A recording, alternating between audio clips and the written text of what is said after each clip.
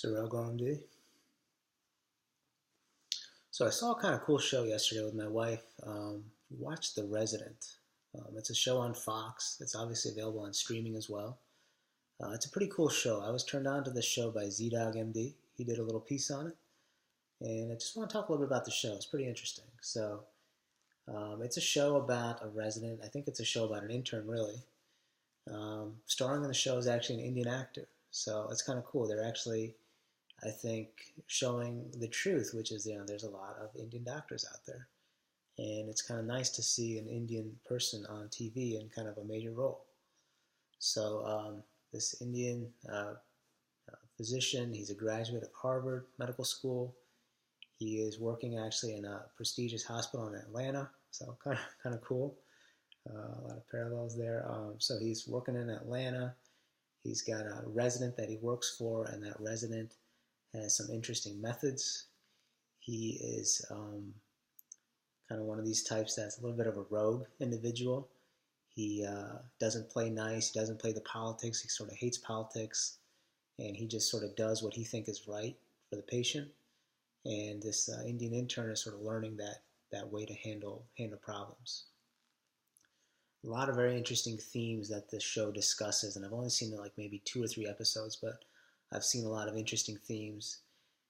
They're definitely dramatized. They're not as they're sort of taking these issues a little bit out of the real context, but they do represent some serious issues in medicine. I'll talk a little bit about them. One I think that's really interesting is actually they have this chief surgeon, this chief of surgery who's a really impressive physician on paper, but in reality, he is sort of unfortunately losing his skills in an older age and starting to make mistakes in the operating room. It's kind of a really touchy subject, and I can't say personally I have experience with that. I just have not seen that yet, but I could certainly see this issue occurring. And it's definitely something that's interesting and worth talking about. I think the show, by putting it on display and sort of showing the most extreme versions of this story, they can really kind of put this out there. I think the show is really talking a lot about medical mistakes as being a cause of mortality. That's definitely something that needs to be talked about. One thing I'm realizing now as I'm doing more and more and more cases, I'm seeing now the complications more. And I'm seeing just how much harm we can cause with our procedures. Now, I would say this, interventional procedures are generally pretty safe, and if you do them the right way, generally they're pretty safe, but they're still invasive procedures, and they have risks, and the risks are never going to be zero. You do enough procedures, eventually you start to see some complications, and it really makes you think about what you're doing going forward. As excited we are to do procedures, we have to realize when to hold back and not do something, because that risk of causing harm exceeds the risk of causing benefit. Definitely in this situation that they're talking about in the show with the surgeon as he's getting older, as we get older, our bodies change. We don't think about it so much when we're younger, but as we're getting older, I realize that our bodies change. We could get sick. We could develop things. Like, for example, this surgeon develops a bit of a tremor.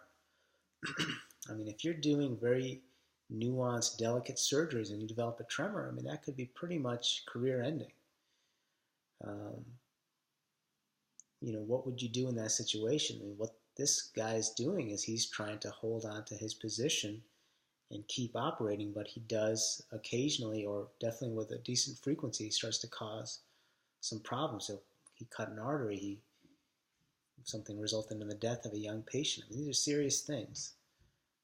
But yet that personal drive, I think that the drive that a lot of physicians have, especially a lot of high-powered physicians, he's not going to let that stop him from doing what he has to do, because he's so focused on being a physician that even though he knows he's making mistakes, he's not going to kind of, give up the work.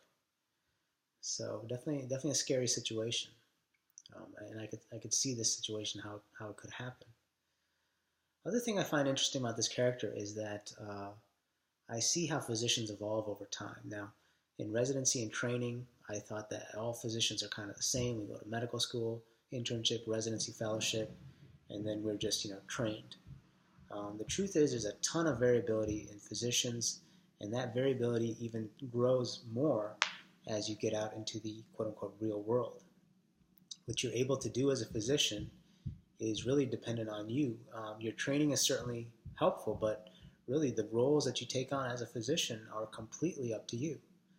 Now, on the basic level, like say, for example, for interventional radiologists, you have to do interventional procedures, biopsies, drains, perm caths, ports, G-tubes, biliary drains, but that's not the end all of being a physician. More on that later.